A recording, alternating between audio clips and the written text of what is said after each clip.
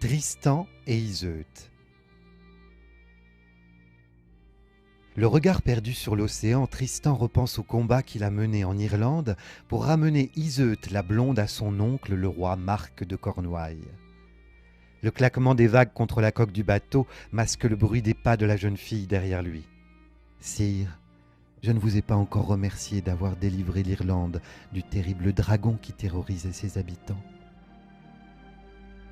« Damoiselle, c'était un honneur de le faire. Si j'avais échoué, votre père, le roi d'Irlande, n'aurait pas accepté de donner votre main à mon oncle, le roi Marc. Mais vous êtes bien pâle. »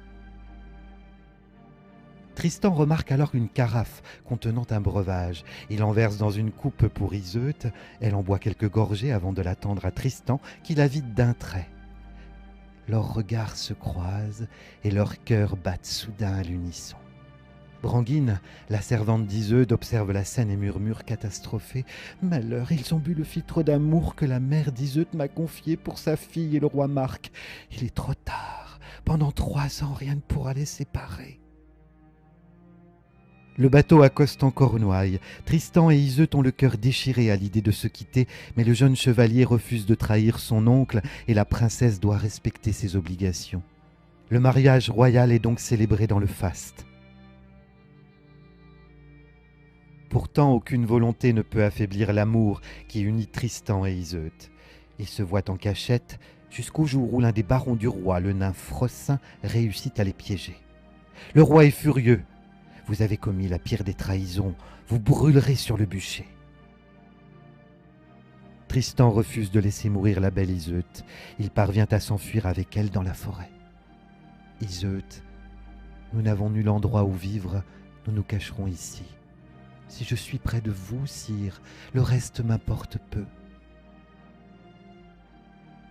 Cette vie dans la forêt dure 2 ans, jusqu'au jour où le roi retrouve leurs traces et les surprend dans leur sommeil, séparés l'un de l'autre par l'épée de Tristan. « Aurais-je été manipulé par Froissin ?» se questionne le roi. « Cette épée qui les sépare n'est-elle pas signe de chasteté ?» En proie au doute, le roi renonce à sa vengeance.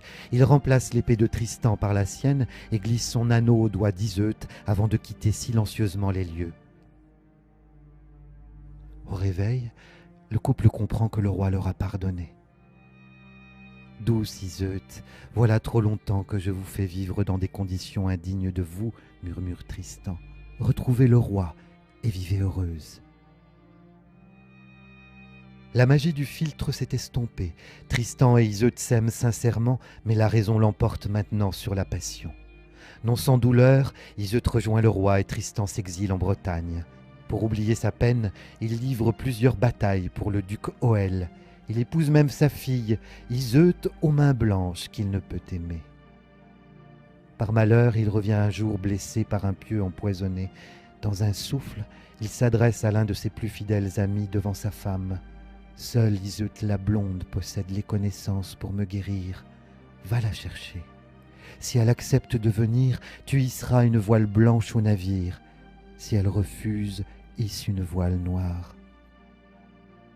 Au chevet de son époux, Iseut aux mains blanches aperçoit finalement le navire au loin, une voile blanche hissée sur le mât. « Le navire arrive enfin ?» demande Tristan. « Oui, sire. »« Quelle est la couleur de sa voile ?»« Noire, répond-elle avec amertume. » Se croyant abandonné, Tristan se laisse mourir. Lorsqu'Iseut la blonde franchit la porte, il est trop tard. Elle meurt de chagrin sur le corps de son amant. Le roi Marc, dans un acte de bonté, fait enterrer le couple l'un près de l'autre. Une ronce relie à tout jamais leur tombeau.